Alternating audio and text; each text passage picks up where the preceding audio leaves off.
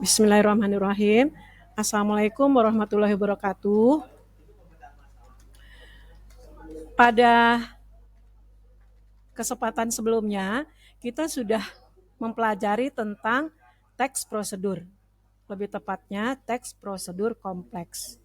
Sekarang kita masuk ke bab kedua, yaitu mempelajari teks eksplanasi.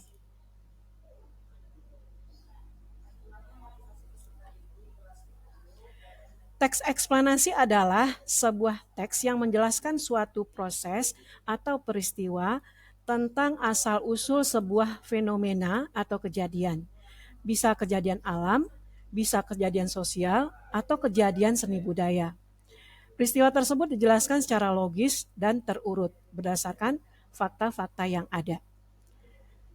Jadi kalau kita melihat definisi ini, seakan-akan teks eksplanasi itu hampir sama dengan berita, karena menyampaikan sebuah informasi. Memang ada persamaannya, tetapi tentu ada perbedaannya. Nah, perbedaannya adalah kalau untuk berita itu hanya sekedar menuliskan jawaban dari rumus 5W plus 1H. Kemudian hanya bersifat sementara, sekarang aktual, besok sudah basi. Tetapi untuk teks eksplanasi memang menyampaikan sebuah informasi, tetapi informasi yang disampaikan adalah yang bersifat fenomena, yang masif, atau semua orang membicarakannya. Kemudian disusun dengan rangka struktur, yaitu ada identifikasi fenomenanya, kemudian ada proses kejadiannya, dan yang terakhir ada ulasan atau review. Lalu apa sih fungsi dari teks eksplanasi? Yaitu untuk memperluas wawasan pembaca atau pendengar. Nah, seperti tadi sudah dibahas pada bagian definisi, nah ini adalah struktur teks eksplanasi secara utuh. Yang pertama yaitu identifikasi fenomena. Identifikasi fenomena ini berisi latar belakang kejadian atau mengidentifikasi sesuatu yang akan diterangkan. Bisa tentang fenomenanya apa, atau bisa juga tentang alasan atau latar belakang apa sih yang membuat kita menulis teks tersebut.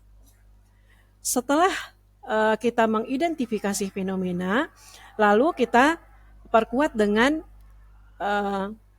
fakta-fakta yang masuk ke dalam struktur proses kejadian. Nah, di sini berisi kronologi atau urutan peristiwa atau penggambaran rangkaian kejadian. Kemudian juga berisi tentang sebab-sebab terjadinya sebuah peristiwa. Setelah data-datanya kita sampaikan atau data-data yang kita sampaikan harus bisa dipertanggungjawabkan. Baru kita akhiri dengan ulasan. Ulasan itu disebut juga dengan istilah review, yaitu berisi komentar atau penilaian tentang konsekuensi atas kejadian yang dipaparkan. Bisa berbentuk kesimpulan, bisa juga berbentuk harapan. Lalu, untuk memudahkan kita menulis sebuah teks eksplanasi, kita bisa melihat pola pengembangannya. Pola pengembangan teks eksplanasi itu ada dua. Yang pertama, ada pola pengembangan proses.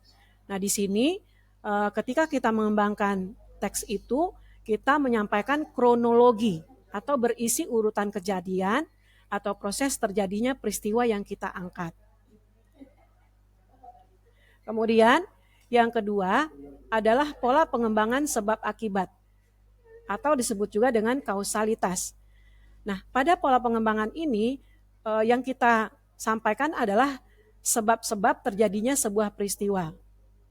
Atau dengan kata lain, sebab menjadi gagasan umum, sedangkan akibat menjadi pengembangan rinciannya. Ciri-ciri teks eksplanasi. Yang pertama, memuat informasi berdasarkan fakta. Yang kedua, memuat informasi yang bersifat keilmuan dan berisi struktur. Jadi harus terstruktur agar tulisan yang kita buat itu menjadi sempurna dan mudah dipahami. Nah, Dalam menyusun sebuah teks eksplanasi, ada langkah-langkahnya.